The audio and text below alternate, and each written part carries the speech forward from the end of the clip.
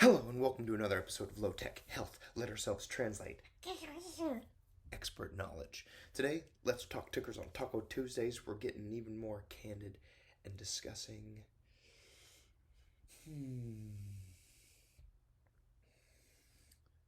wiping. Because today, December 22nd, 1891, the toilet paper roll was patented by an S. Wheeler. And in this pandemic, apparently, toilet paper is extremely important. I don't know why. I heard one guy, Tom Green, anybody need some sausage? Just daddy want some sausage? Had the thought that it's because it's one of the first things that is large and disappears off a shelf.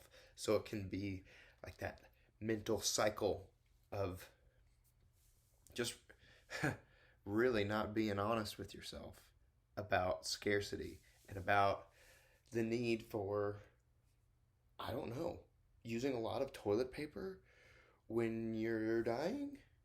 Like, I guess there's quite a few people who've had just diarrhea and nausea as their symptoms for COVID-19. But what is it about the toilet paper? I think we all know we're bad at wiping, but it's where we take the most care. We have an area devoted to our health. There's not a whole lot of like containers or dispensers for toothpastes or toothbrushes. We do have it for soap. A lot of people do use it for soap, like dispensers. That's become important. But the dispensers for toilet paper it speaks to us. This roll, this movement. I think when we use a lot of toilet paper, we believe that we're taking care of business. Now, if I can be extremely candid with you, I wipe left-handed. And I'm right-handed, dominant, writing, throwing a ball, which is something I decided to do, I remember a long time ago, which is silly, maybe, but decided that I don't want to use the hand that I use all the time for writing and details as my wiping hand. So I'm going to use my left hand. I wasn't very good at it, but I got better. Same goes for sleeping on my back. I knew it was going to be good for me. I wasn't very good at it, and I still struggle. Because for some reason, laying on my stomach, on my side, helps me go to sleep better.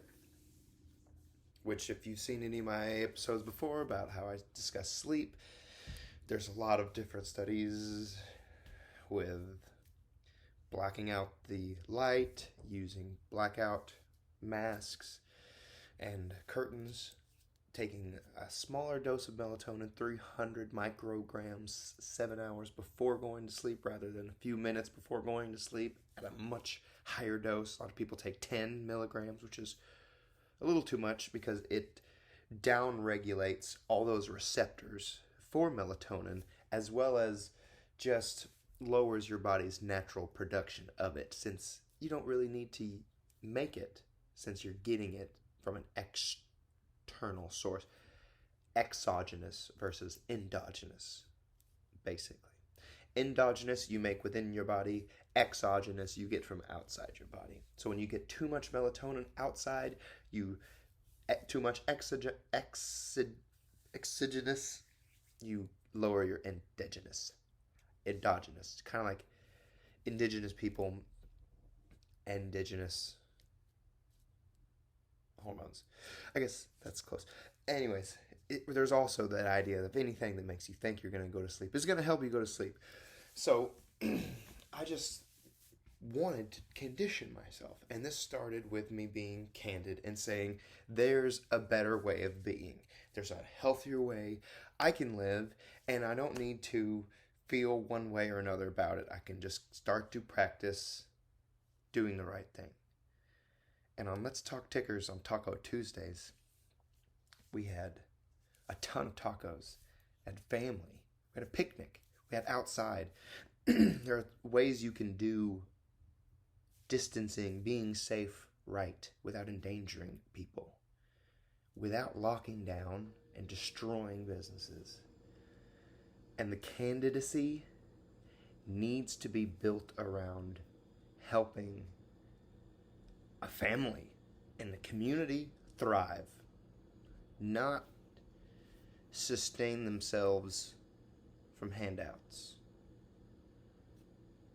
And how do you teach that when you have your corporations taking handouts with no conscience? I don't know. I don't have that answer. But I do tell you ways you can improve your health. Drink more water. Take deep breaths. Slow. Count to 4, breathing in. Count to 4, breathing out. And go for a walk.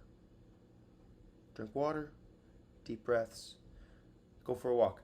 I've noticed the only real thing that's increasing my happiness on a consistent basis, she heard me, is taking the dog for a walk.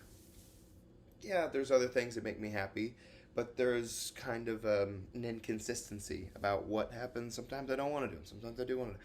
The dog going for a walk, she teaches me how to be in the moment. And that's what being happy is. Be candid with yourself. Let your thoughts, your feelings, and your actions align. I'll see you tomorrow on What's Happy Wanna, What's Hurting My Tummy Wednesday. I love you guys.